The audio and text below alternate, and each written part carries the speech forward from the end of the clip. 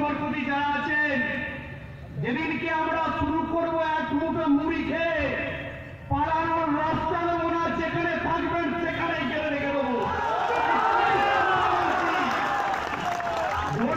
ধর্ম নিয়ে আমরা রাজনীতি করি না, কিন্তু আমার ধর্মে যদি কেউ আঘাত করে তাকেও ছেড়ে কথা বলার আমার ধর্ম কিন্তু শেখায়নি। তাই বাংলার বুকে সম্প্রীতিকে রক্ষা করুন। আর সাম্প্রদায়িক সম্প্রীতি রক্ষার নামে আপনারা যে মৌলবাদ পোষণ করছেন, বাংলার বুকে একের পর এক হিন্দু মেয়েকে লাভচাঁদের শিকার করছেন, একের পর এক সংখ্যালঘু ছেড়ে তাদেরকে তুলে নিয়ে যাচ্ছে, সেটা আমাদের কাছে সমস্ত খাতায় নোট পয়েন্ট হচ্ছে, সমস্ত নোট আউট হচ্ছে। তাই খুব সাবধান হয়ে যান।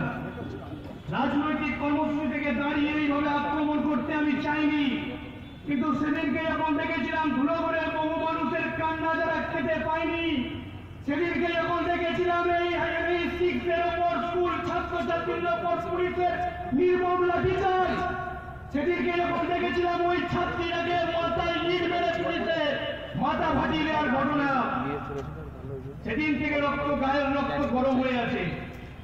তাই সমস্ত প্রশাসনিক এবং রাজ্য সরকারের উদ্দেশ্যে আমরা বলছি, বাংলার মৌলবাদী সরকার তথা এই মৌলবাদকে এখনই বিনাশ করুন, নইলে কিন্তু আপনাকে আর আগামী দিনে বাংলার বৃহত্তর তথা বাংলার সংস্কৃতি, বাংলার হিন্দু সমাজ আপনাকে কিন্তু ওইখান থেকে বহিষ্কৃত করবে।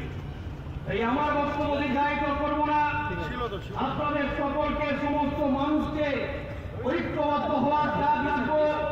আজকে এই মঞ্চের সামনে যারা উপস্থিত আছেন, সমস্ত যুবক সম্প্রদায়ের ছেলে আর এই যুবক যারা আছে উপস্থিত, সবাইকে বলবো একত্রিত হয়ে এই মৌলবাদের বিরুদ্ধে, ধুলোবাদের বিরুদ্ধে, ত্রিহাত্তরের বিরুদ্ধে লড়াই করার জন্য রাস্তায় নামতে আপনাদের কাছে আমরা অনুরোধ রেখে আমার বক্তব্য এখানেই শেষ করছি। বন্দে মাতরম, ভারত মাতার জয়।